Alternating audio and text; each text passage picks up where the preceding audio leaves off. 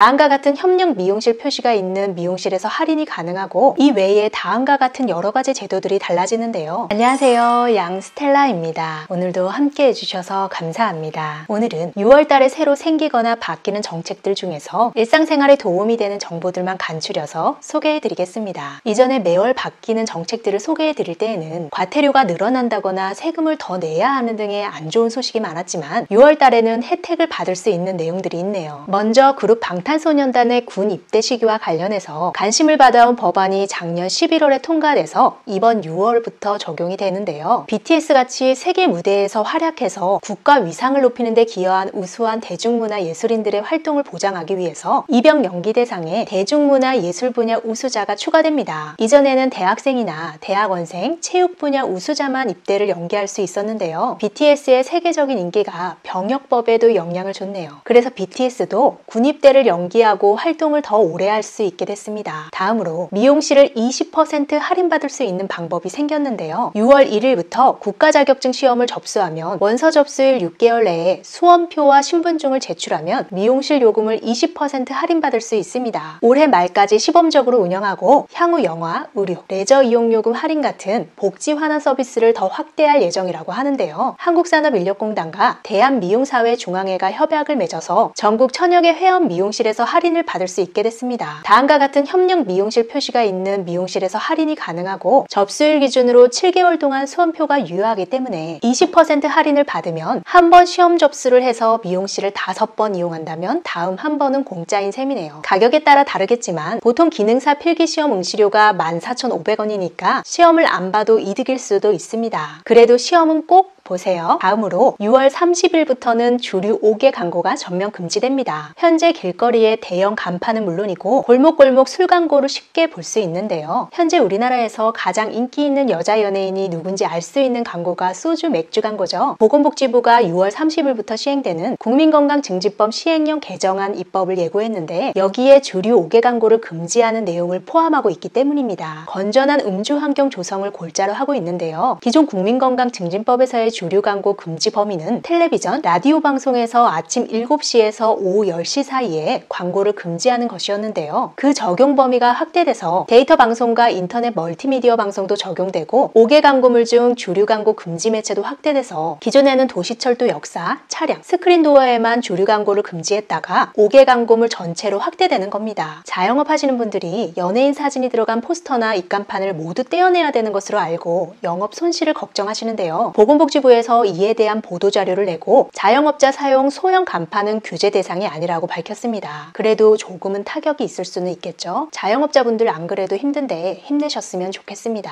다음은 가장 큰 이슈라고 할 수 있는 전월세 신고제입니다. 6월부터는 주택 전세, 월세 계약 시에 전반적인 계약사항을 계약 당사자가 30일 이내에 시군구청에 공동으로 신고해야 합니다. 신고할 계약사항은 계약 당사자, 임대기간, 보증금, 임대료, 계약금, 중도금, 잔금 납부일 등입니다. 신고와 동시에 확정일자가 부여되고요. 6월달부터 전국적으로 시행되는 것은 아니고 우선 서울, 경기도, 인천 등 수도권, 광역시, 세종시 및 도의시 지역에서 보증금 6천만 원 또는 월세 30만 원을 초과하는 경우가 해당됩니다. 주택이 아닌 경우에는 신고 대상이 아니지만 아파트, 다세대 주택을 비롯해서 고시원, 기숙사, 공장 상간의 주택 등은 포함됩니다. 임대차 계약 내용 신고를 하지 않거나 거짓으로 신고한 사람은 100만 원 이하의 과태료가 부과되니까 이사를 계획 중인 분들은 유의하셔야겠습니다. 6월 9일부터는 주택연금 제도도 바뀌는데요. 많이 아시겠지만 주택연금은 55세 이상 고령자 부부가 보유주택을 담보로 매월 일정 금액을 평생 대출 형태로 지급받을 수 있는 제도입니다. 부부 중 한 명이 사망하는 경우 배우자가 연금 수급권을 받기 위해서는 기존에는 자녀의 동의가 있어야 했지만 앞으로는 배우자에게 자동으로 승계돼서 배우자의 안정적인 노후소득이 확보됩니다. 다음으로 기존에는 주택 중 일부 방에 전세나 월세를 주면 주택연금을 받을 수 없었지만 앞으로는 월세도 받고 주택연금도 동시에 받을 수 있게 됩니다. 그리고 주택연금 지급액 중 월 185만 원까지는 압류가 금지되는 통장이 생겨서 노후 생활을 안정적으로 보장받을 수 있습니다. 다음으로 위험물 운반 차량 운전자 자격 요건이 신설되는데요. 최근 위험물 운반 차량으로 인해 굉장히 큰 사고가 발생한 적이 있었습니다.